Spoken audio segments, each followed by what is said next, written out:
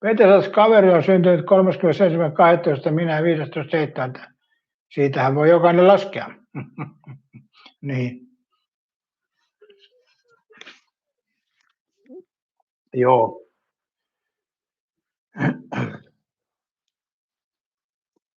Mutta mä en tiedä, että oli siinä mielessä aika hauska tuo elokuva, vaikka nimeä ei saatu nyt selvitettyä, niin siinä mielessä ukko tosiaan sai semmoista silmälasit ja sitten se tuli, se katsoi silmälasien kautta, niin sille tuli tämmöinen hologrammi, millä oli muisti.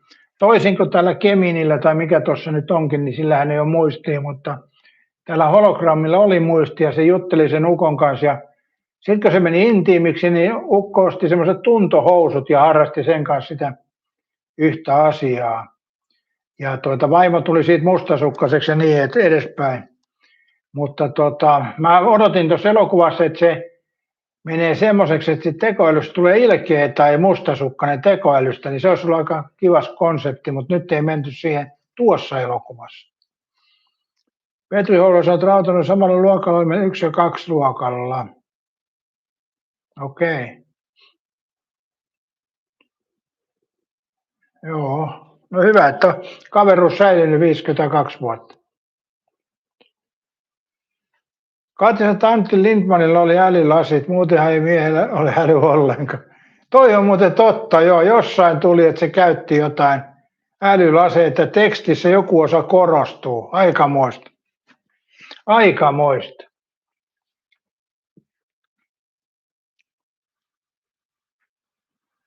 Pitäisikö Katja Riikka Purrallekin pistää älylaset, että se välillä puhuisi vähän järkeäkin? Mitä mieltä sä oot?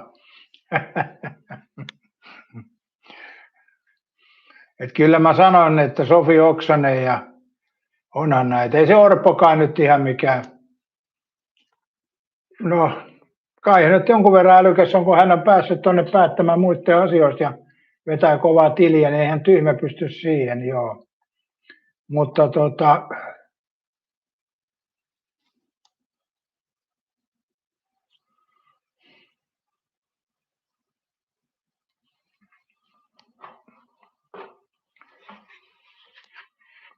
mä en muuten Katja tiedä, miten kävi, että kannattiko vihreät Turun ratikkaa vai eikö? Luulisi, että vihreät olisi kannattanut, mä en tiedä, ketkä sitä kannatti. Orpohan siellä kai kokoomus kannatti, mutta kannattiko vihreät? Vasemmisto tietenkään ei kannattanut, koska vasemmistohan ajaa Kelan taksilla, ei ne tarvitse mitään ratikkaa, mutta Turussa kun ollaan, niin eikö se Sofi Oksanenkin sieltä ole, vai onko se? En ole kyllä varma. Ei Sofi Oksanen, kun mikä tämä oli, Virta. Sofi Virta, vai mikä se on?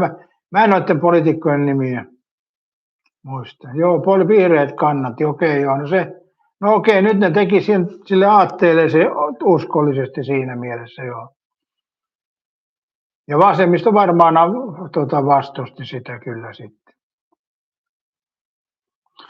Mutta tärkein asia tässä on, mitä sanoi Jallis.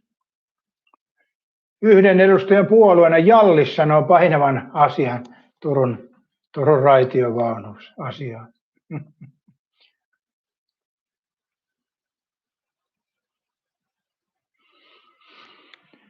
Joo, tämmöistä maailmanmenoa.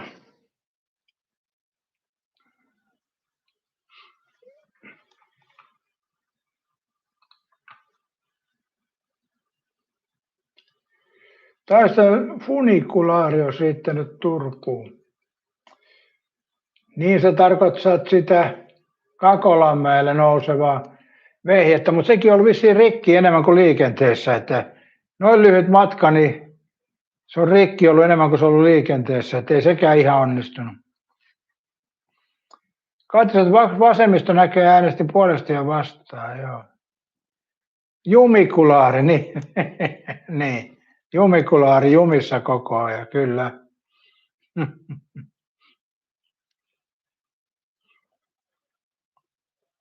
Mutta Katja, mistäs meillä vielä puuttuu ratikka? Nyt on Helsinki, Vantaa, Espoossa muuten ei ole ratikkaa, eikä varmaan tarvikaan. Mutta Helsinki, Vantaa, Turku, Tampere on näillä näkymin ratikka kaupunkia, että mihin me vielä niin tarvitaan. Tuossa oli yhdessä jutussa semmoinen, että Lahteen pitäisi saada ratikka. Ja kyllähän tuo Lahti on muuten semmoinen mallilta, että ei olisi kyllä huono ajatus. Mutta riittääkö asukasluku siihen Lahdessa? Mitäs mieltä olette arvon Lahden asukkaat tai siellä lähistöllä, pitäisikö Lahdessa olla raitiovaunu? Peti Houra tykkää myös Katjasta, se on kaveri jo vuosia, toki etäkaveri, mutta mukava. Katja sanoi, että joo, se oli aikamoinen ostos, kyllä se nykyään toimii. Mutta mikäs kaupunki tarvitsisi vielä ratikkaa, että aika hyviä niitä rupeaa kohta olemaan. Parkanon ratikkaa ei lasketa, kun sehän ei liiku ollenkaan. Tuonne Parkanoon vietiin se vanha Tampereen keskustori, se ratikka, niin kyllä se oli aika räjähtänyt kohiajoa, niin ei jumalauta. Jos sinne viedään ratikka, niin sitä pitäisi pitää kunnossa ja maalata. Kun esimerkiksi Riihimäellä kävin siellä Veturimuseossa tai siellä, niin siellä oli se kahvio yhdessä junassa, niin se oli kyllä ihan hyvä se kahvio, että oli vähän säästetty sitä entisaikaa. Mutta mä muistan vielä sen ajan, kun Hämeenlinnassa oli se lentokone, missä oli kahvio. Ja mun mielestä se oli hieno idea. Mutta mä en tiedä, minkä takia Suomessa ei näin hienoja ideoita enää käytetään. Oliko se, että Hanssi Jukka oli se lentokone Hämeenlinnassa, niin siellä oli kiva käydä. Se oli mielenkiintoista mennä lentokoneeseen kahville. Eli mä tykkäsin kyllä ajatuksesta. Ja sitten tietysti onhan tuolla ulkomailla, siellä on hotellikin tehty lentokoneeseen. Katja sanoi, niin ratikka aika kallis, 700 miljoonaa, ei taida moni paikalla olla varaa, mutta valtio maksaa osan siitä, eli kuuluukin maksaa. Katja sanoi, kyllä pikaratikka menee Leppävaaraan. Ai niin, se tehtiin se pikaraitiotievaunu, okei. Jake sanoi, että metro Viroon olisi kova. Sinne pitäisi rakentaa ensin se tunneli sinne Viroon ja jossain vaiheessa se oli se hanke, että tehdään meren alta tunneli Viroon. Joissa se ajatuksena aika kova, mutta meillä on lopussa laivaliikenne siihen. Eli missä sitten Viron matkaajat menisivät suoraan autolla hakea halpaa kaljaa laatikoissa ja tulisi takaisin. Oi helvetti sen.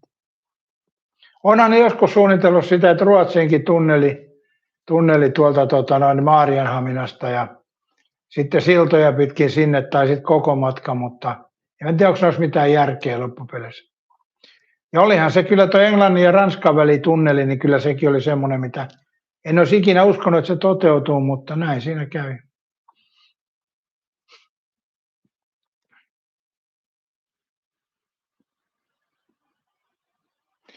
Mutta kyllähän se pitää liikennettä kehittää. Ja kyllähän tämmöinen ratikkakatja tuo sitä rahaa takaisinkin, että jossain vaiheessa, mutta niin ensimmäiset raapasut aina kovin.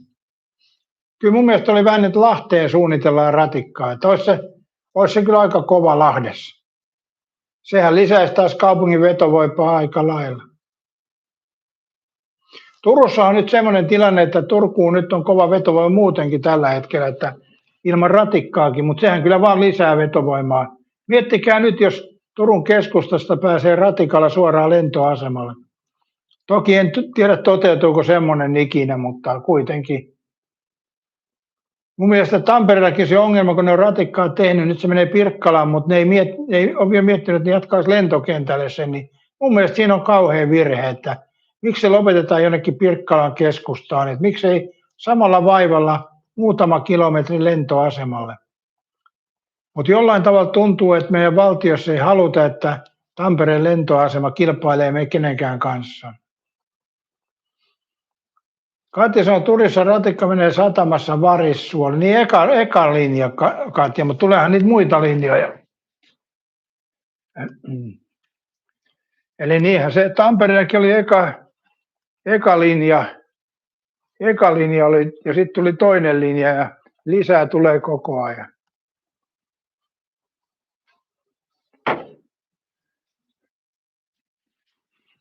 Olisiko tämä Coca-Cola ehtinyt yhtään jää?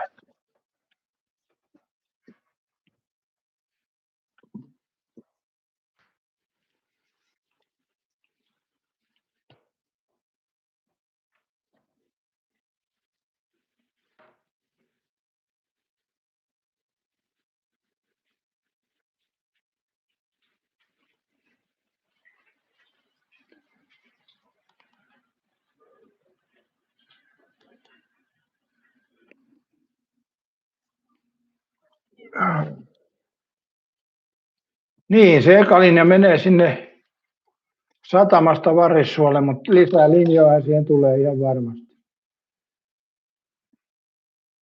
Siitähän ne meinaa ei ole kovin vaikea, jos se ratikka menee satamaan, niin siitä heittää vähän oikealle, niin pääsee tuonne Ruissaloon ratikalle. Siitä on ihan helppo tehdä jatko sitten kyllä.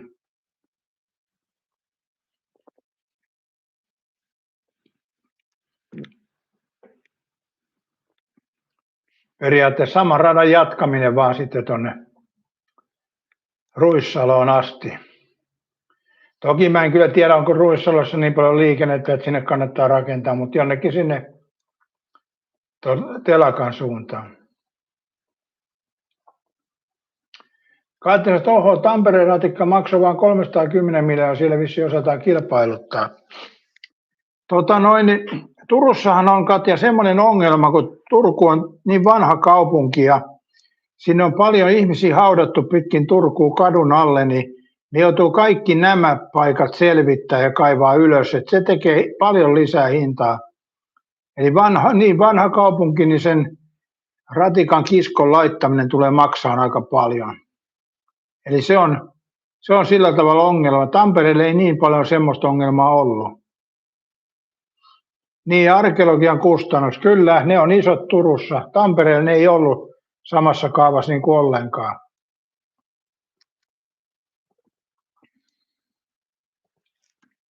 Mun mielestä Tampereen pääsee aika hyvin rakentamaan tuon kyllä. Mutta mä en tiedä sitten paljonko maksaa toi, kun ne jatkaa nyt Pirkkalaan. Se on ihan myllätty koko tiet siellä ja Härmälässä ja niin edespäin. Niin. Mutta kyllä se varmaan on niin kuin kustannustehokasta. On niin paljon asukkaita ja liikennettä, että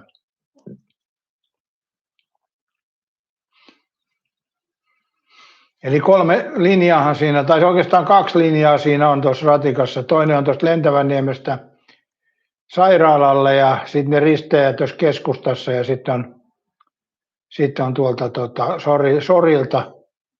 Sorilta sitten Hervantaan. Ja ne tosiaan risteävät siinä Hämeenkadulla, eli pystyy vaihtamaan. Periaatteessa siinä on niin 4 linjaa, mihin voi mennä. Eli sinänsä ihan hyvin ajateltu. Mutta periaatteessa nyt kun tulee sitten Pirkkalaan, niin sehän täytyy sitten olla sama linja, mikä menee nyt siihen Sorinaukiolle tai siihen.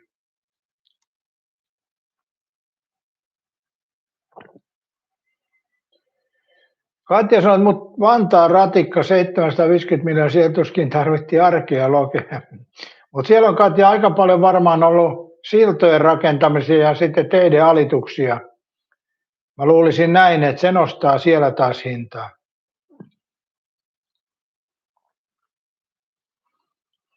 Eihän tuossa Tampereella tarvinnut noiden teiden alituksia. Ainut, mitä piti rakentaa sinne Santalahteen uusi silta. Ja tietysti sitten se uusi saari sinne. Mutta sinnehän tulee kallista kerrostaloa, niin ne paikkaa kustannukset hyvin. Mutta eihän tuossa Tampereella tullut niin rajua systeemiä, että Santalahden silta taisi olla se pahin projekti, mä luulen näin.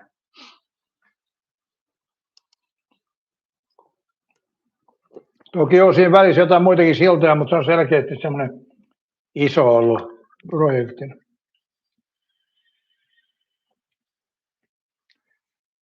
Katja, miten Tampere kävi sen täyttömaan kanssa, tehtiinkö se vai ei? Niin sä tarkoitat sitä saarta, kyllä se siellä on. Mulla on videollakin se. Ja sinnehän tulee talo, jotain putkia, niin yksi päivä siellä veteli ees taas, että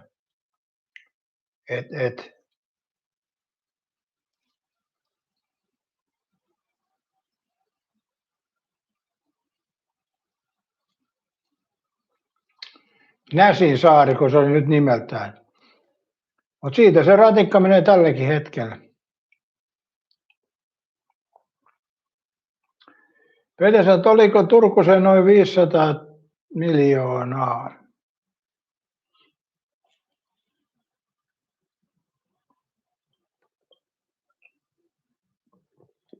Ratikassakin on vähän semmoisia puoltajia, ne jotka sitä oikeasti tarvii, ne puoltaa sitä, semmoista kun ei tarvii, ne vastustaa. Tämä on tässä.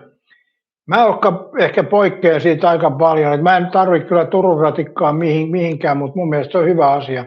Olen asunut Turussa ja mun mielestä se sopii siihen hyvin, kun linjat vedetään oikein.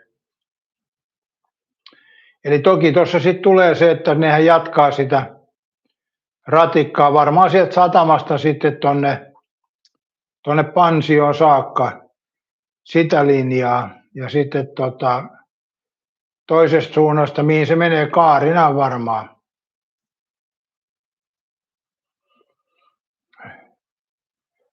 Iltapäivää vaan palikat niskassa.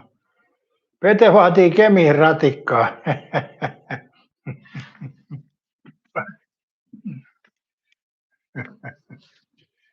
Mikä sen päätepysäkki? Olisiko se Lumilinna, Pete? Siitä pääsisi ratikkaan ja takaisin.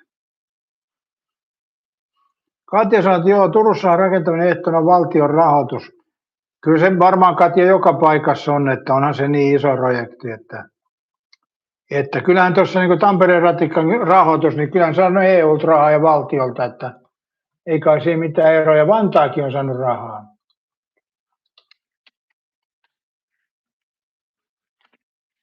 Eihän mä tästä rupea napsuttaa, kun mulla on tekoäly.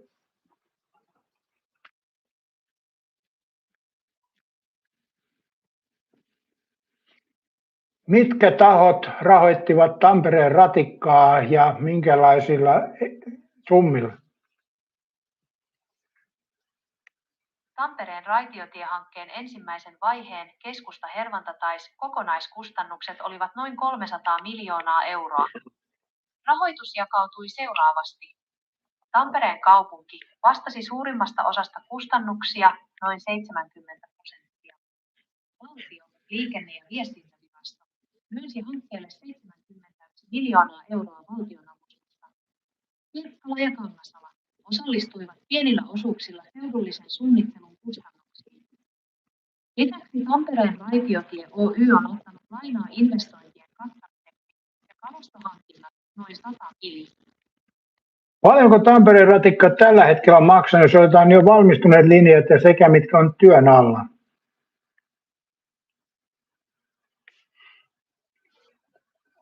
Tampereen ratikkahankkeen kokonaiskustannukset jakautuvat valmistuneisiin vaiheisiin ja parhaillaan rakenteilla olevaan laajennukseen.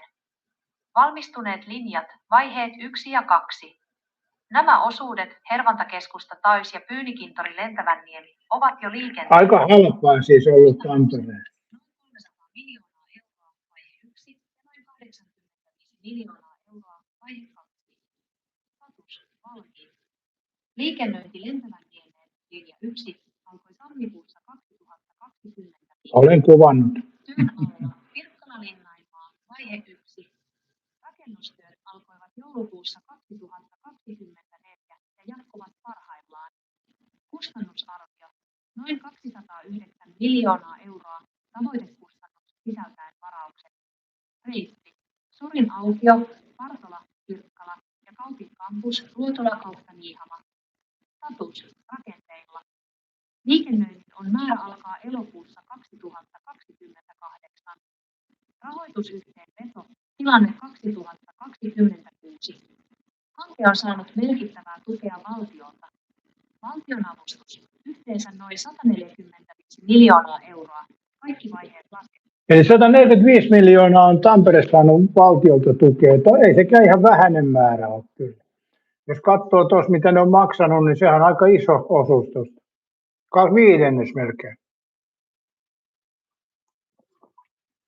Joo, tunnelin valmistu. Mä en kyllä ymmärrä sitä, että mikähän siinä sitten, jos miettii sitä, no joo, se on vaikeampi rakentaa tuolta Varissuolta satamaan, mutta eihän se matkallisesti nyt ole pitempää kuin toi Hervantaan keskustasta. En tiedä, mikä siellä Turussa maksaa niin pirusti. Se on se varmaan se historiallisuus, ja joudutaan niin paljon tekemään muutoksia.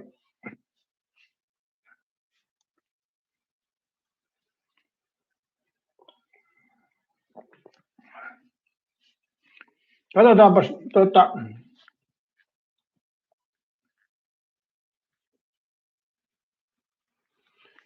jos Kemin kaupunki haluaisi valmistaa ratikan, mikä maksaisi 400 miljoonaa, kuinka paljon siitä tulisi velkaa per Kemin asukas?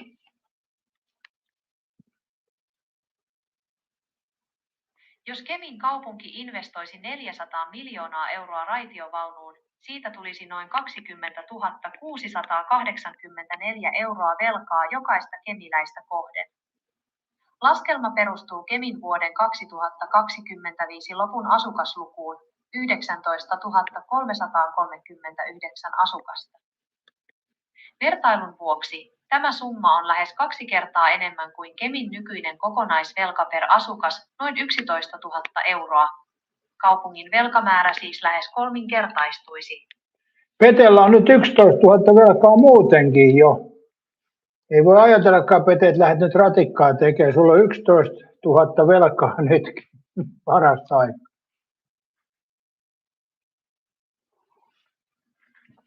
Tämä onkin muuten hauska juttu. Katsotaan paljon Katjalla on velkaa.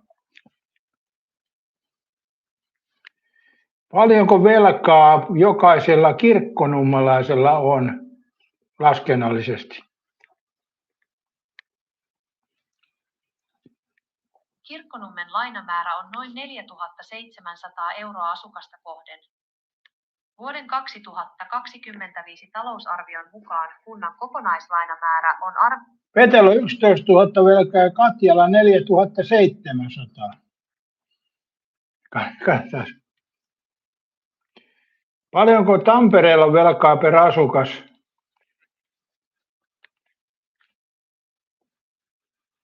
Vuoden 2024 lopussa Tampereen kaupungin lainamäärä oli 3 624 euroa asukasta kohden. Jos mukaan lasketaan koko kaupunkikonserni, velkaa oli 9 559 euroa per asukas. Tamperelaisilla on vähemmän velkaa kuin kemiläisillä.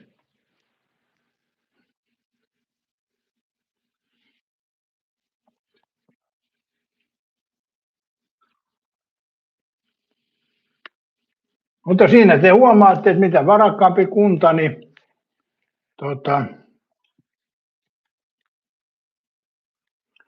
paljonko Kauniaisten kaupungilla on velkaa per asukas?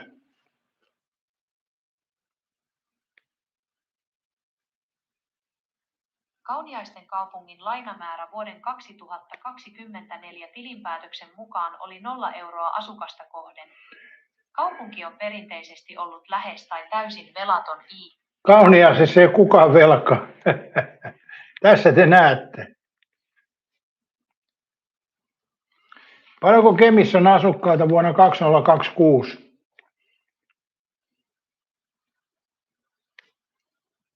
Kemissä on maaliskuun 2026 ennakkoväkiluvun mukaan 19 309 asukasta. Petellä oli kyllä Lapin lisää tuossa. Viime aikoina muuttovoittoa asukasluku on pienen laskun korkean kuolleisuuden ja alhaisen syntyvyyden vuoksi. Vuoden 2025 lopussa asukkaita oli 19 330.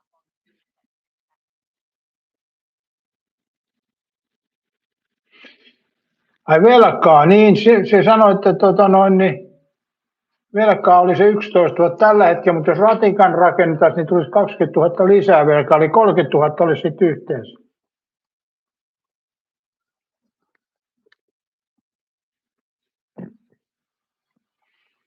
Niin tuo sanoi, 11 000 olisi tällä hetkellä. Fete sanoi, että 11 000 on paskapuhetta. No katsotaan.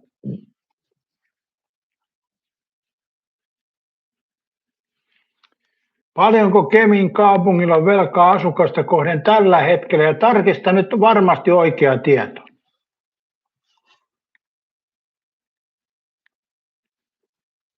Kemin kaupungin lainamäärä vuoden 2024 lopussa oli 6 060 euroa asukasta kohden.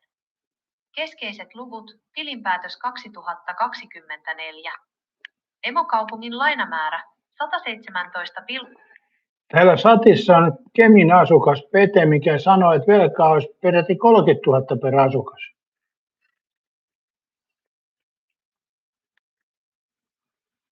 Peten luku 30 000 euroa on voimakas ylilyönti.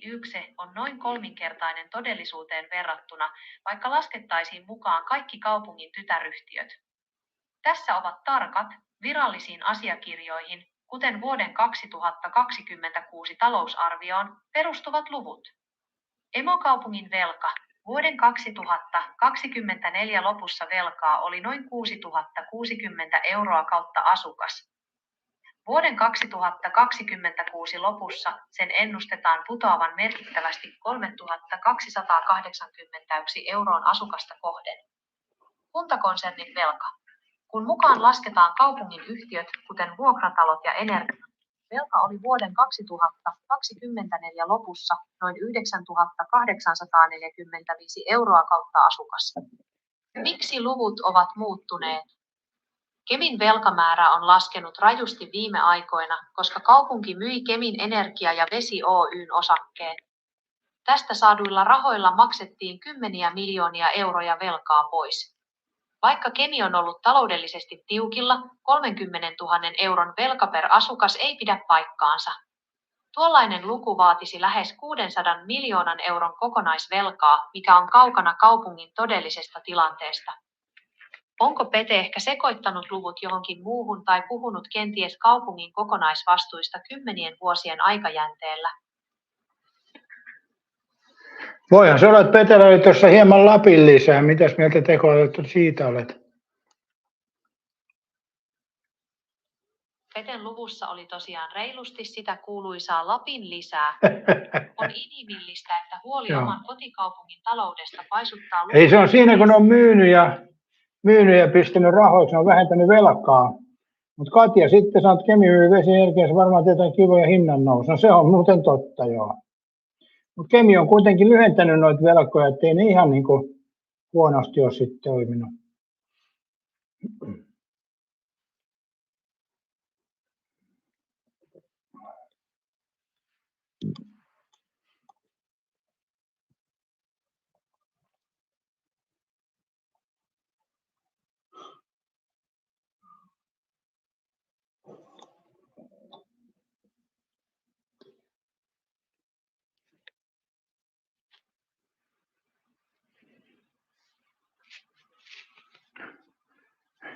NNJ7, mikä nimimerkki toi? Pete oli väärässä.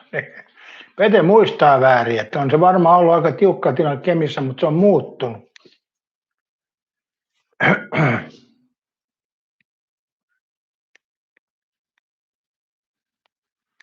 Pete sanoo, että Kemillä on uusia hankkeita, mihin ne tuhlaa 10 miljoonia lisävelkaa ja myymme juuri kaiken. Niin, toihan on sitten taas toinen juttu toi.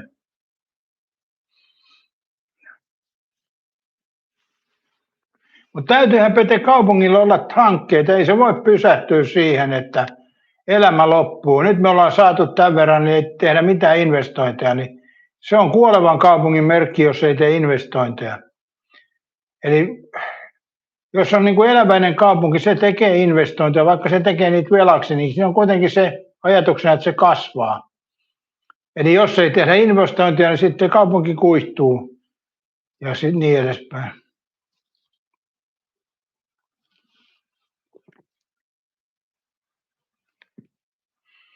Katja sanoo, että mitenköhän Kemi onnistui myö vedessä vai myykö siitä vain osan? Hallitus päätti, että kunnan pitää omistaa enemmistö, eli 51%. Pete sanoo, että Kemi tuhlaa turhuuteen, eli sellaiseen, mikä ei tuota koskaan. No sanois Pete 2 asiaa, mihin ne nyt törsää. Katsotaan, ollaanko sun kanssa samaa mieltä tästä. Oi, mun täytyy viedä tuo tölkendeus pois.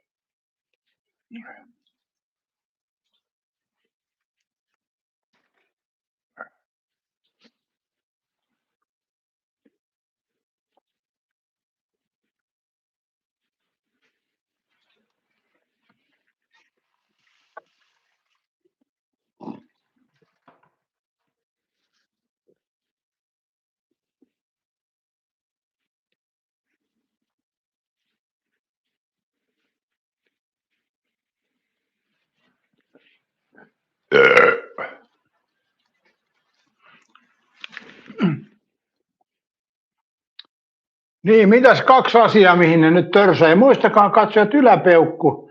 Tänään on tekoäly antanut meille vähän sivistystä ja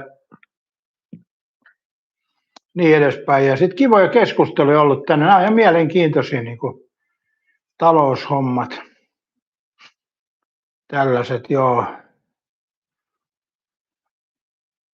Vaikka ei täällä tiedetä eikä osata, niin kuitenkin. Mutta onhan toi Kemiltä niin kuin aika satsaus kuitenkin, että ne myy ja maksaa velkoja pois. Niin mun mielestä toi on omalla tavallaan kuitenkin kaupunkilaisia ajatellaan, vaikka sitten toisaalta taas pitkässä juoksussa kaupunkilaiset vesi on kalliimpaa, mutta nämä on hankalia juttuja kyllä.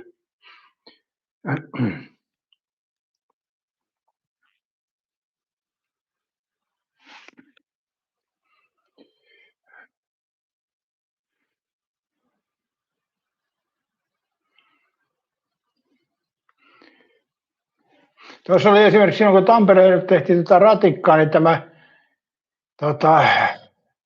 entinen laulaja, niin tämä Veltto Virtanen, niin hänhän vastusti sitä jyrkästi. Ja syy siihen, koska se ei tule hänen läheltään menemään, niin hän ei voi hyödyntää sitä. Mutta toisaalta ei se nyt niin kaukana asunut, voisi se kävellä tuonne sairaalalle, mutta mä en tiedä pääseekö sieltä mettään läpi. No kuitenkin se ei hyödyttänyt häntä suoranaisesti, niin kauhea vastustus oli. Ja nythän meillä on siis, kun toi ratikka jo tehdään tuonne Pirkkalaan ja sitten sitä ruvetaan myöskin tuonne länsipuolelle rakentaa, vai onko se itäpuolta? Itäpuolta se taitaa olla. Niin siinä ruvetaan tekemään toista päätä ratikasta. Seuraavana on sitten Ylöjärvelle. Voi että sit on myös vastustettu paljon. Mutta kyllä ne vaan sen tekee sinne. Eli tuossa, kun mä oon kuvannut ratikkaa, niin siinä on yksi kohta, missä raiteet jo menevät valmiiksi. Sinne ei tarvitse jatkaa siihen vaan. Näin se menee. Petesat Katjahan voi jakaa tänne Modernan kaupunginhallituksen kokouksiin. Sieltä voi jokainen katsoa itse, mitä ne myy ja mitä tuu. Ei Pete lähetä, ei kukaan noita jaksa käydä läpi.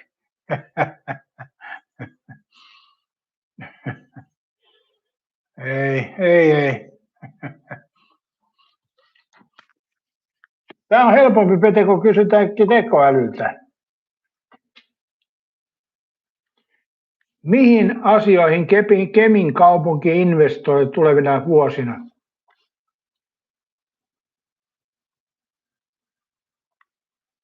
Kemin kaupunki investoi lähivuosina erityisesti elinvoimaan, uusiutuvaan teollisuuteen ja keskustan kehittämiseen . Kaupungin talousarvion ja strategian mukaan keskeisiä kohteita ovat koulutus ja hyvinvointi, Sauvosaaren uuden yläkoulun rakennussuunnittelu ja uimahallin kehittäminen. Myös Sauvosaaren urheilukentän huoltorakennusta peruskorjataan. Asuminen ja infra, Satamakaan merellisen asuinalueen rakentaminen ja kunnallistekniikka. Katuverkoston asfaltointimäärärahoja on kasvatettu merkittävästi korjausvelan taittamiseksi. Kaupunkikuva. Rautatieaseman alueen uudistaminen ja huonokuntoisten rakennusten purkaminen kaupunkikuvan siistimiseksi. Vihreä siirtymä. Panostukset teollisuuden uusiutumiseen ja vihreän siirtymän hankkeiden edistämiseen, joita tuetaan muun muassa energiayhtiön osakemyynnistä saaduilla varoilla. Matkailu. Kansainvälisen risteilymatkailun ja pyöräilyreitistöjen kehittäminen osana matkailun ympärivuotisuutta. Investointien kokonaissumma vuodelle 2025 on noin 10,4 miljoonaa euroa ja painopisteenä on kaupungin veto- ja pitovoiman vahvistaminen. Entäs mikä on vuosille 2026-2027?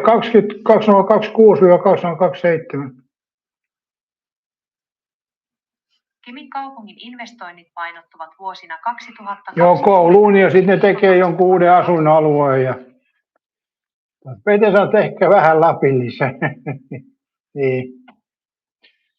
Niin. Mutta joo, kaupunki, eihän tuossa Pete pahoja ollut noit kyllä. Siis jos puhutaan tuosta asuinalueesta, minkä ne meinaa tehdä, niin niitähän tehdään joka puolella, joka ainoassa kaupungissa. Tehdään jopa veden päälle, että työnnetään veteen, järveen hiekkaa ja siihen rakennetaan saari, mihin tehdään taloja. Tampereen tehdään näinkin ja kyllä ne vaan sitten on yleensä aika menestyviä hankkeita. Mutta olihan tuolla jossain, missään se muuten oli, että oli näitä kalliita asuntoja, mitkä oli myymättä, ei saada myytyä niitä. No niin kalliiksi menee nuo kämpät sitten, että myynti vaikeutuu. Mutta onhan toi siis ratikka kyllä, niin mäkin tuossa välikö käy kuvaan, niin kun mä otan ratikkaa ja sitten tulee toisesta suunnasta, ei kauan mene, kun taas tulee ratikka, että ei tarvi niinku, kun katsoo vaan parempi kuvauskohta aina, että kyllä niitä tulee siis koko ajan, että hyvin se Peti, sä oot mikä vitun asunnolle, missä asukkaat juuri tehaskin tehty aikaa sitten ja tiedät sen. Ne ehostaa sitä, Pete. Ne ehostaa, että ne saa niitä asukkaita, mutta mistä me saadaan ne asukkaat? Niin, mistähän joku porukka muuttaa Kemiin sitten. Kaatiot Espoon Westendissä ei ainakaan mene kerrostalokaupaksi, sama Helsingissä ja Vantaallakin. Hinnat on niin kovat, että ihmisille riitä rahat noihin, sehän siinä on se suuri ongelma.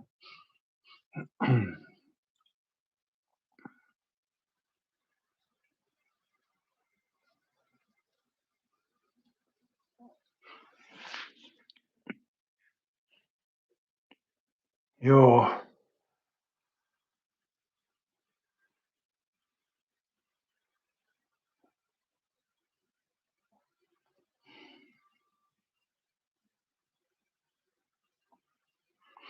Pete, etkö sä ollut ehdokkaanakin kunnallisvaaleissa, niin sittenhän sä olisit ollut vastustamassa noita kaikkia tuolla kehittämiä asioita.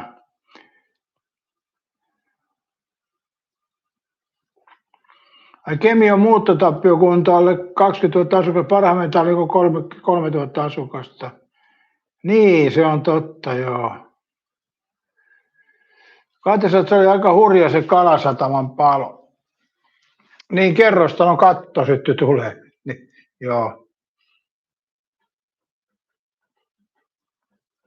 Mutta Kemilläkin on vähän sitten, että mistä sinne tulisi sitä uutta asukasta, että ei siinä ympäristössä ole semmoista, mitkä hirveästi haluaa kuitenkaan muuttaa, että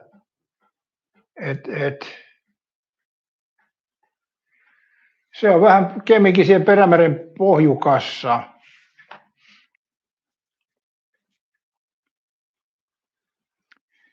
Pitäisikö sieltä Pete Kemistä tehdä suoria lentoja tuonne turistikohteisiin, niin sehän olisi yksi.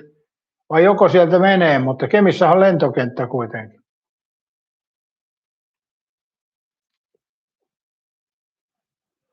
Kaati, se on aika erikoista, miten se levisi 4. kerroksesta kattoon leviämättä siinä yläpuolella olevien kerroksia, eli ei ole valosulut kunnossa. Joo, näin on.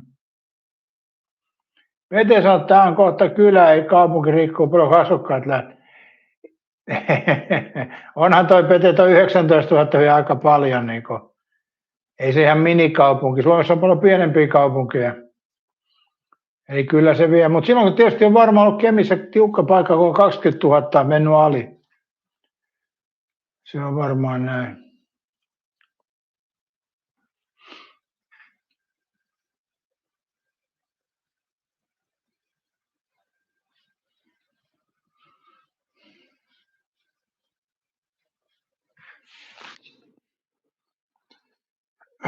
Mutta ei se vaatisi Kemissäkään, joku iso firma rupeaisi pyörimään, niin tulisi sitä muuttoa ja asukasta. Että senhän se vaatisi aina. Isoja firmoja kun tulee, niin se tuo työvoimaa ja porukkaa, ja ne tarvitsee asuntoja. Että sillehän se kehittyy kaupunki. Mutta jos kaikki lopetetaan koko ajan, niin mihin ne tulisi töihin? Ei mihinkään.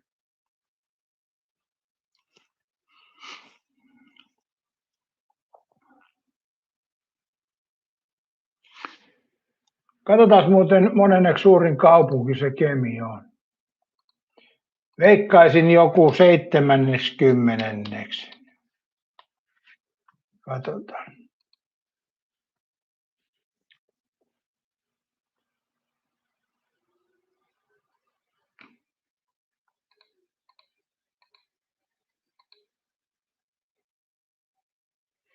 Kemi on Lapin maakunnan 3. suurin kunta väkiluvultaan.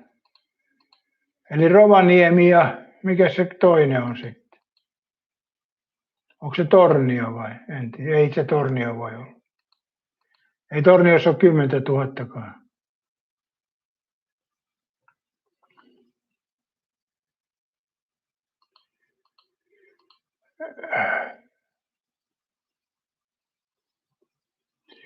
Kemi on 60 suurin Suomessa.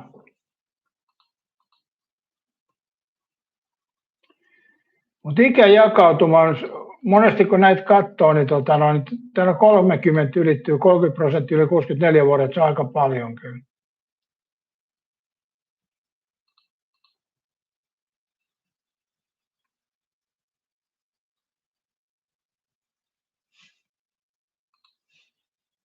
Mikä se on suurempi kaupunki sen Rovaniemen lisäksi?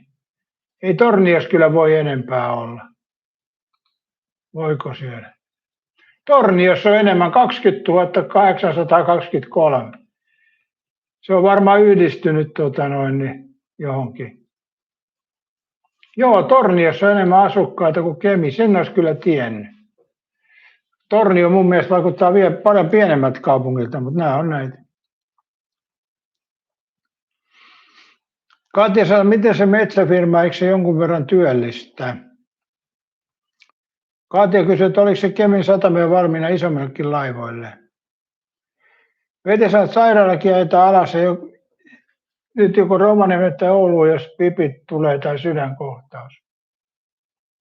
Torniossa on enemmän asukkaita kuin Kemissä nykyään. Niin näkyy olevan jo yli 20 000. Katja sanoi, että Tornio varmaan vetää, kun siitä pääsee näppärättiin Ruotsiin ostoksille. niin. Mutta kyllähän Kemin menee kuitenkin tämä meidän päärata, että se on iso juttu sekin. Ja taitaa kaikki pikajunat pysähtyä vielä ainakin Kemissä. Sitten kun ne ei enää pysähdy kaikki, niin sitten on Pete Menon meininki. Mutta kyllä mun mielestä tällä hetkellä niin kaikki junat taitaa Kemissä pysähtyä. Pikajunat meinaa.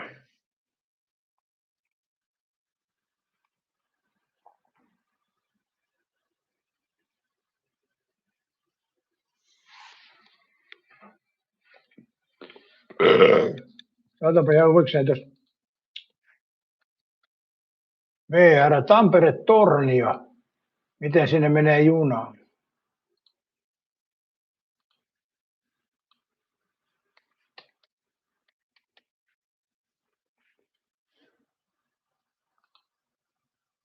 Miten täällä on 2, Tornio Itäinen ja Ylitornio. Kumpi se on nyt se oikea paikka? Tornio Itäinen vai Yli? Tornio Itäinen se varmaan on. Otetaan huominen päivä. Katsotaan miten menee. Ei löytynyt osumia. No okei. Entäs keskiviikolla? Yöjuna menee vaan.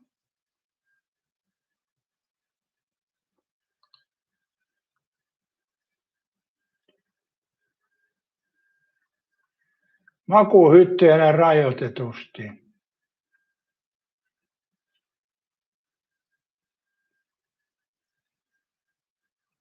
Ei toi kyllä paljon maksaisi, jos miettii 54 €, niin ei kannattaisi kyllä autolla ajaa. Pete, sä oot sen, mitä olen elänyt kohta 54 vuotta. Juna on mennyt Kemistä Tornioon, mutta ei ole enää käytössä kai se uusi. Mutta ei ole käytössä kai ne uusia sitä koko ajan. On se käytössä, yöjuna menee edelleen. Mutta kumpi se näistä on, Tornio Itäinen vai Ylitornio?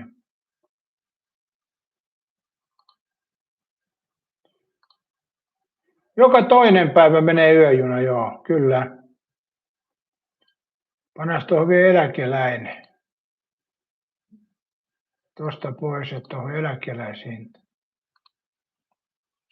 40 maksaisi Tampereelta Tornio eläkeläiseltä. Ei ole kyllä paha. 40 yöjuna. Matka kestää 8 tuntia. Katsotaan mikä se seuraava päivä sitten. Jaa, sunnuntai me, maanantaina emme, tiistaina emme, keskiviikkoisin menee. Täällä olisi 29 € keskiviikkona 3.6. Ja sitten keskiviikkona ja perjantaina Pete menee toi Tornio-juna. Että ei se nyt hirveän usein mene. Kato niin, jo kohta rakennetaan se rata siihen Ruotsin kautta Norjaan, mitä NATO vaatii. Pete, sä oot varmaan 50 vuotta sitten meni Kemistä Tornioon lättähattu, hei rauta, ties varmaan, mutta rata on pois käytöstä lähes 50 vuotta. Niin, mutta Tornio menee edelleen juna. Sehän menee tuonne Kolariin Tornion kautta. Niin. En tiedä mitä rata se on. Sitten se on joku suora rata vai? Mutta katsotaan nyt, mikä tuo Ylitornio ero sitten tuohon itäiseen.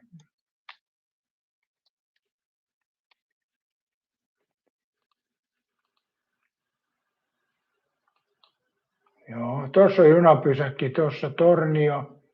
Se lukee vain Tornio.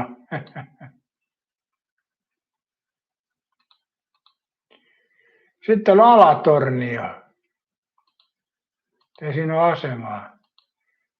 Tornion moskeija lukee. Tulee ensimmäisenä tämä. Oi saata.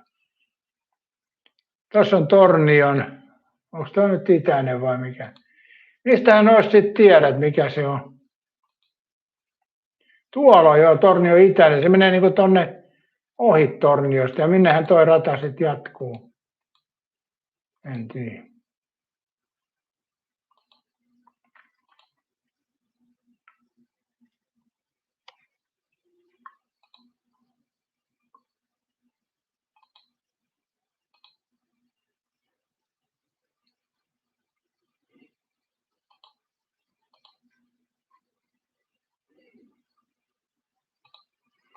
Niin se menee tuonne Kemiin, just itäinen Tornio.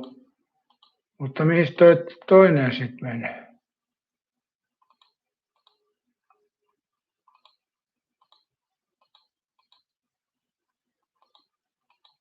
Se menee tuonne satamaan tuolta. Joo, se menee tuonne itäisen Tornion kautta tuonne Ylitornion. Sitten tuossa joo. Kyllä, se tekee tuommoisen hassun lenkin.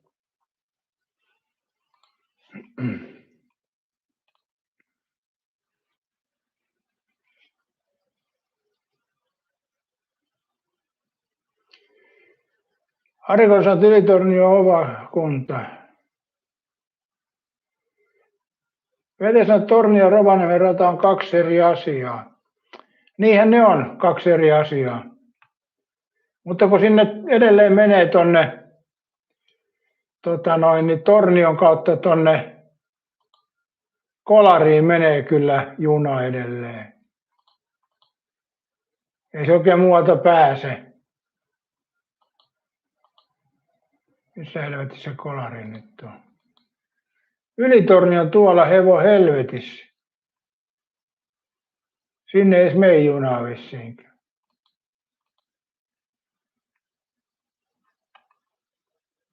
Vai meneekö?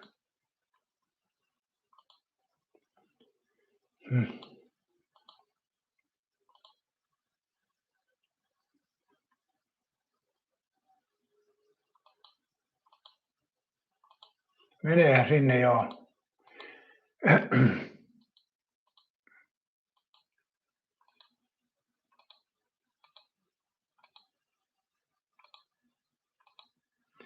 Mitähän Pete tuossa tarkoitti, mutta et oikein wunderaa. Kun sä sanoit, että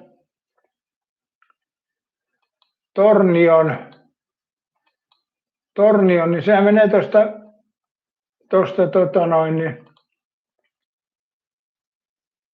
Tornio itäisen kautta ja siitä kaattuu sitten pohjoiseen. Mutta mistä se Rovaniemen rata menee? Se menee eri reittiin. Kemissäkö ne erkkanee sitten?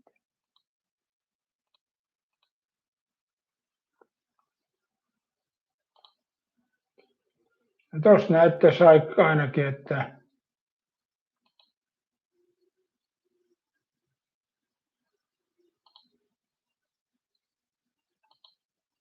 joo, tuossa se erkanee Kemi-Torniossa.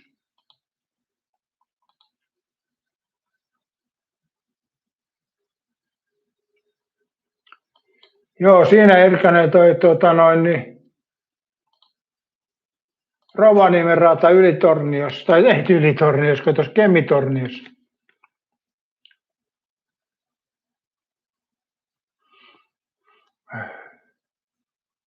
Pete sanoi, että hei Etelä-Vetet, minä asun täällä ja tässä tosiaan, mutta junan kyytiä Pete, ne näkee täältä ihan samalla kuin sieltäkin, ei siinä mitään eroa ole. Mutta kyllä tuonne menee juna edelleen tuonne Tornioon. 2 kertaa viikossa menee juna Tornioon. Ja sama junarata on se Kemiin saakka, on se Erkkanen vasta tuossa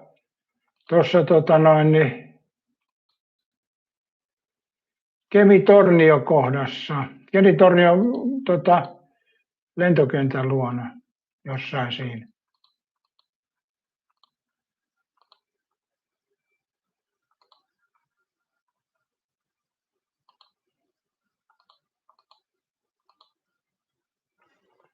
Sielläkin on kyllä Koivukylä tuo Lapissa.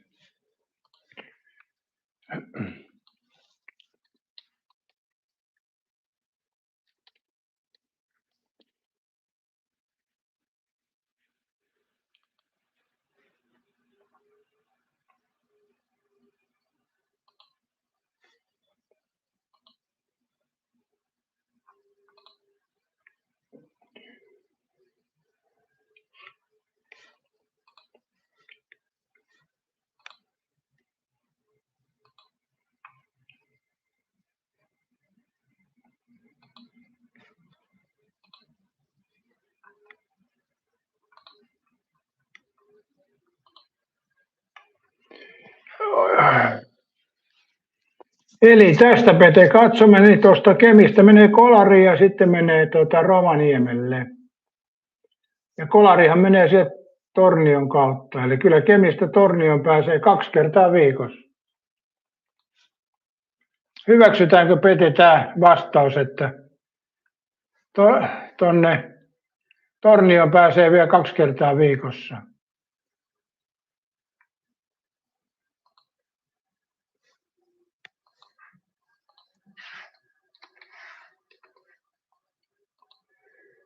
Me voidaan tästä katsoakin. Vanha Kemi ja Tornio. Laitetaan nyt vaikka Tornio itäinen.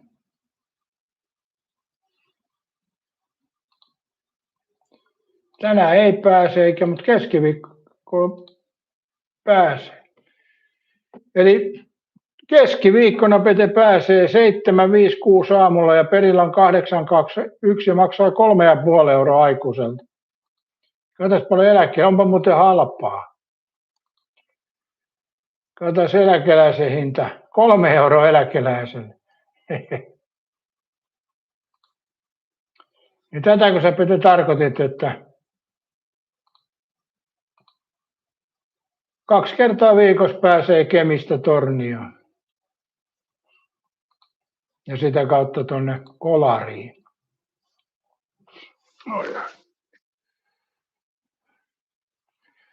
Mutta ei sinne sähkörataa taida mennä kyllä. Mä en tiedä mihin asti se loppuu se sähkörata. Pete sanoi tuossa, että toi 50 vuotta lättähattu meni joo, mutta sehän ei ole sähköistetty se rata, mutta Kemi-Rovaniemi-rata on. Mutta alkaako se siitä sitten se sähköistämätön, koska silloin se juna, mikä menee se yöjuna tonne, niin nehän vaihtaa veturin siihen, koska ei siellä ole sähköjä radalla. Tai en tiedä mihin asti se sähköistys menee, että meneekö se Tornioon saakka vai loppuuko se aikaisemmin. Mun mielestä joku juna vaihtoi veturi Oulussa jo.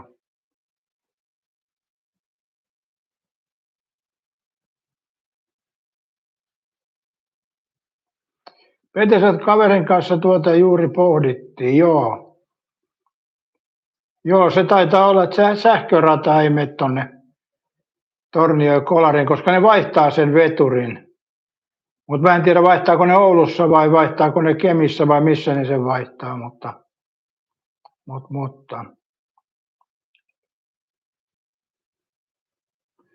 Sehän on pohjoisin paikka, missä Suomessa juna menee, matkustajaliikenne on tuo Kolari just. Ja se on ylempänä kuin Rovaniemi, vaikka on eri radan varressa. Onkohan muuten Kolarissa on?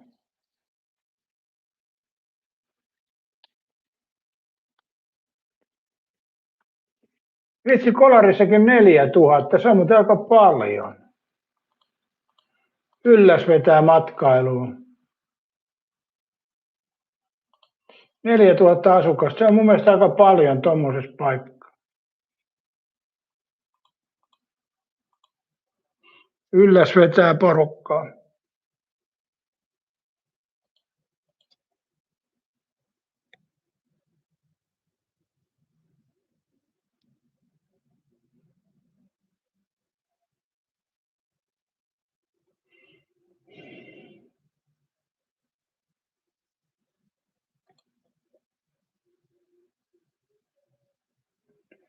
Miten sanot, sähköt loppuu Kemeen, ei ne Tornioon mene, joo. Kyllä Rovaniemelle sähköt menee. Siis Rovaniemelle menee tuonne ja Kemijärvelle menee sähköt, että sehän on sähköistetty rautatie, kun se on Suomen päärata niin sanotusti. Mutta tuonne rajan suuntaan, tuonne joen suuntaan, niin sinnehän niin ei ole sähköistetty rata.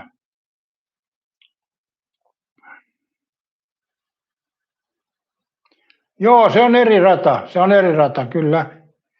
Kemissään se risteytyy se rata, tai siinä se haarautuu. Joo, se on aivan eri rata, kyllä.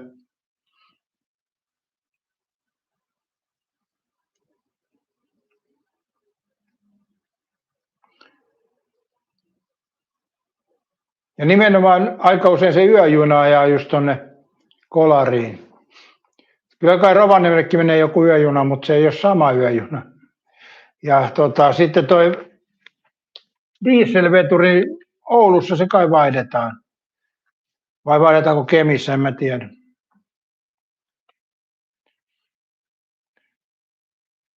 Ari Karu sanoo, että kaikki vanhat ruskohiiliparistot lähetetään Kemiin.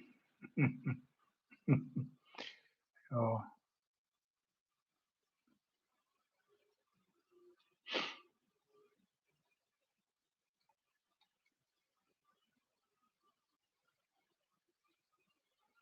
Petesa Tornioon menevä junarata ylittää Kemijoen voimalaitokseen.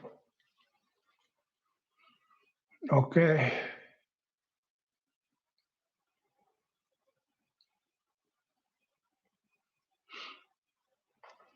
Katsotaan, missä se on, Pete, vai yrittääkö se molemmat?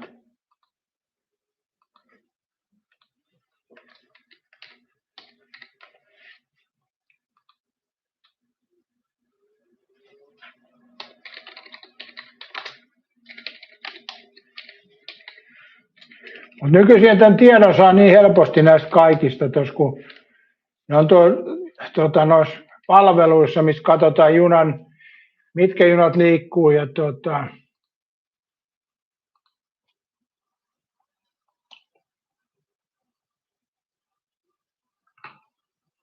no eihän täältä tuu tietysti.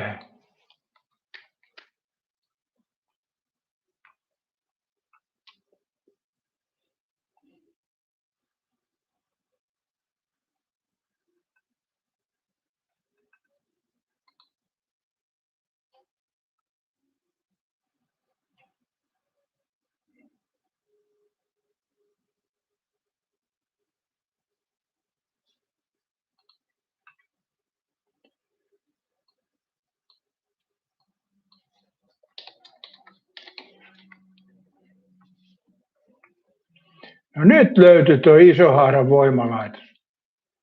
Joo, siitähän menee molemmat junat yli. Eli tuo Rovaniemen juna menee ja sitten se haarautuu sen jälkeen tuonne Tornioon tuo toinen. Siinähän se risteys on tuossa heti voimalaitoksen jälkeen. Siinä on Isohaaran voimalaitos ja sitten on Laurilan aseman seutu ja sen jälkeen haarautuu tuossa tuo junarata. Kyllä.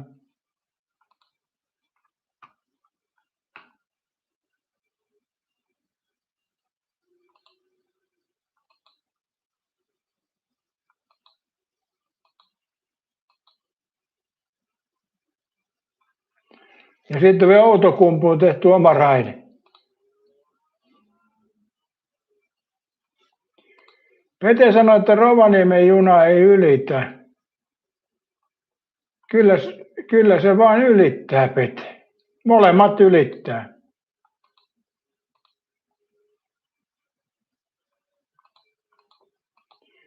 Tässä on Pete kartalla kuva. Molemmat junat ylittää sen. Toi menee Rovaniemelle toi, mikä menee tuonne oikealle. Ai siellä tulee myöhemmin vielä toinen haara. Mutta katsotaan mihin toinen menee. Joo, toi menee Tervolaan, se on päärata toi. Mutta täällä on sitten vielä yksi risteys, mihinkä se tosta menee. Ei se loppuu mykkään. Ei se ole erillinen rata, mikä menee mykkään, mutta usko nyt Pete vaan, kyllä se sen voimalaitoksen jälkeen ne erkanee toi Tornio ja sitten toi Rovaniemi.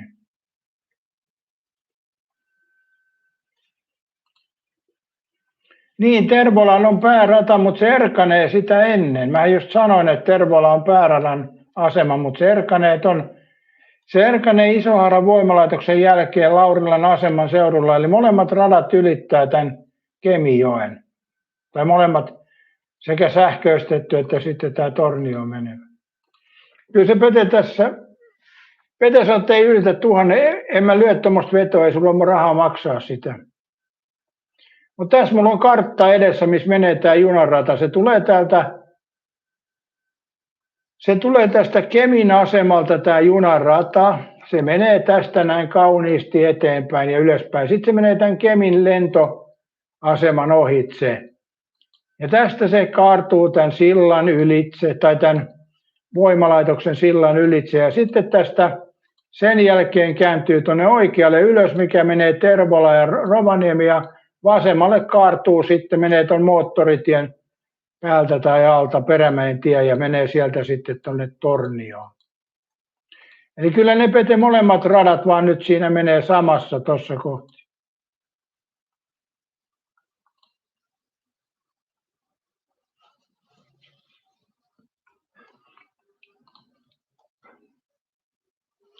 Pete on siinä 1000 hävinnyt, mutta mä en viitti ottaa, kun tämä on niin selvä, kun mulla on kartta tässä edessä näistä radoista. Niin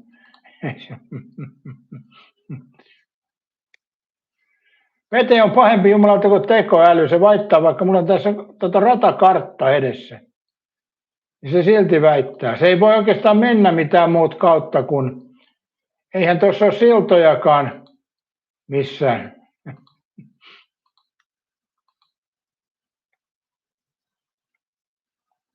No Tervolassa toki on silta, mutta se junarata jää tuonne vasemmalle puolelle. Eli Tervola-asema on sillä puolella, mikä on ylitetty silloin jo kertaalleen. Pete sanoo, että saatan ylittää yhdellä raiteella. Näin on Pete, että kyllä se vaan ylittää sen, että mulla on tässä kartta.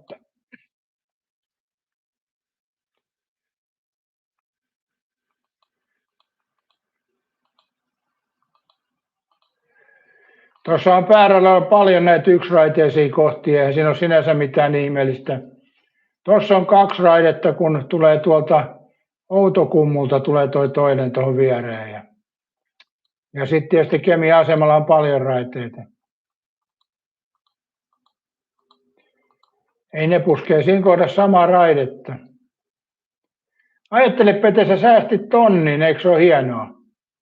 Mutta sitten taas tuon Isohaaran voimalaitoksen jälkeen siihen tulee 3 raidetta. Mutta se on vaan niin kuin tuossa, siinä on varmaan purettu jotain tavaraa tai muuta. Ja sen jälkeen ne sitten haarautuu erikseen, että hetkeksi yhteen vielä siinä. Joo, Pete säästi tänään 1 000.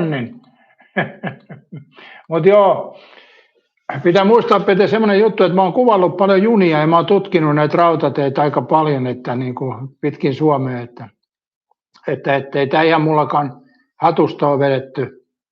Mutta sitä mä en tiennyt, että tuossa Torniossa on niin kuin periaatteessa 2 asemaa.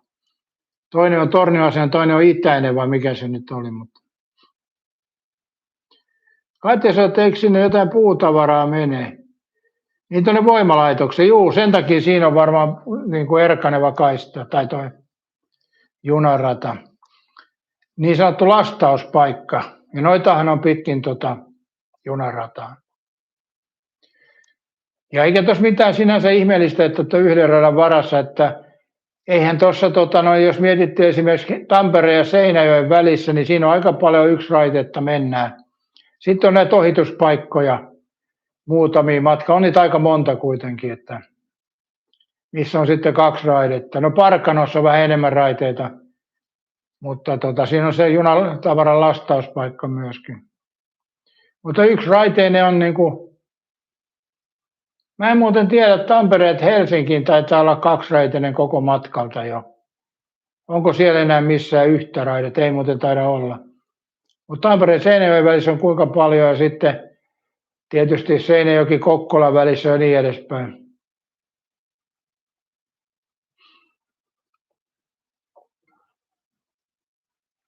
Mutta minua kiinnostaisi niin ajatuksena mennä tuolla junalla tuonne Tornioon käymään. Se olisi niin halpa, 20 maksaa vain junamatka. Tietysti 8 tuntia, mutta olisihan se kokemus. Vetelä maksaa 3 euroa vaan.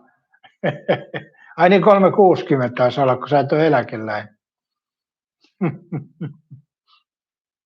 Mutta sinne menee vain 2 kertaa viikossa ja voisi olettaa, että jos sinne menee hetkinen keskiviikko perjantai, niin katsotaan miten se pääsee takaisin. Hetkinen muuten. Ja ei se voi niin yöjuna. Meneekö se molempiin sumpiin samoihin aikoihin? Katsotaanpa. Tuossa. Ja sitten käännetään näitä toistepäin. Tornio, Yme, Kemi. Seuraava päivä. Tiistai. Keskiviikko. Ei, torstain täytyy löytyä. Joo, torstaina tulee takas, kyllä. Yöjuna. Ja toinenhan täytyy tulla sitten lauantaina. Joo, kyllä. Eli keskiviikkona meno, torstaina paluu, tai sitten perjantai meno ja lauantain paluu. Milloin meni viimeinen sotilasjuna Rovajärvelle? Kysytään tekoälyltä. Milloin viimeinen sotilasjuna on kulkenut Rovajärvelle?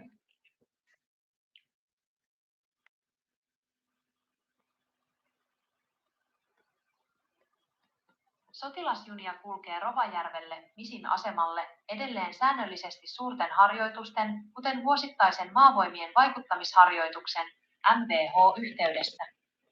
Tuorein laaja sotilasjunaliikenne Misin asemalle on tapahtunut toukokuussa 2025 osana maavoimien vaikuttamisharjoitusta MVH-25.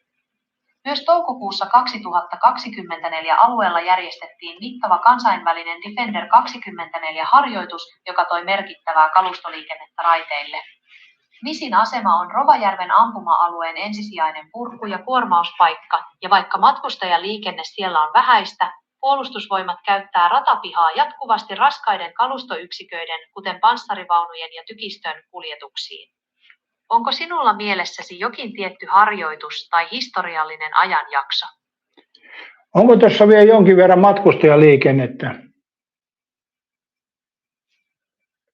Misin asemalla on yhä erittäin vähäistä matkustajaliikennettä. VR:n yöjunat Helsingin ja Kemijärven välillä pysähtyvät siellä tarvittaessa, mutta pääasiassa asema palvelee paikallisia asukkaita ja harjoituksiin kulkevia varusmiehiä. Joo, eli tarvittaessa saattaa tuo yöjuna vielä pysähtyä, mutta pääosin on vain sotilaskäytössä. Joo.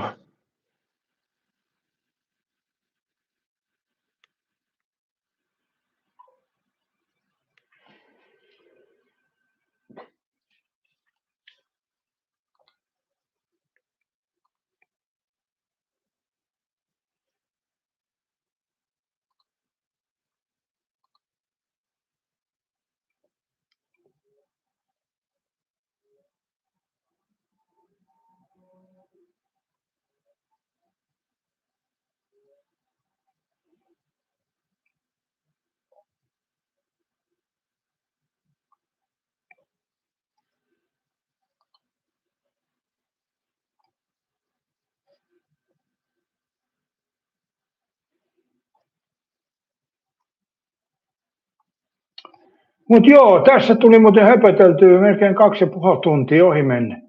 Tekoälyn kanssa taisteltiin ekana ja Peten kanssa väännettiin junanrauteesta. Ja tämä oli ihan hauskaa keskustelua. Ja nämä on ihan mukavia. Tuosta on itsekin vähän mietitty, että miten hänen nyt menikään sitten taas. Niin. Tämä aina niin on semmoista niin kuin aivojumppaa. Ei näitä, siis kukaan meistä nyt näitä nyt niin hyvin muista kaikkia. Että ainahan niissä on sellaisia pikkuvirheitä. Kaikki ne meille sattuu. Mutta kiva jutella, niin se aina on mielenkiintoista kuitenkin. Joo, mukavaa päivänjatkoa kaikille ja kiitos tästä.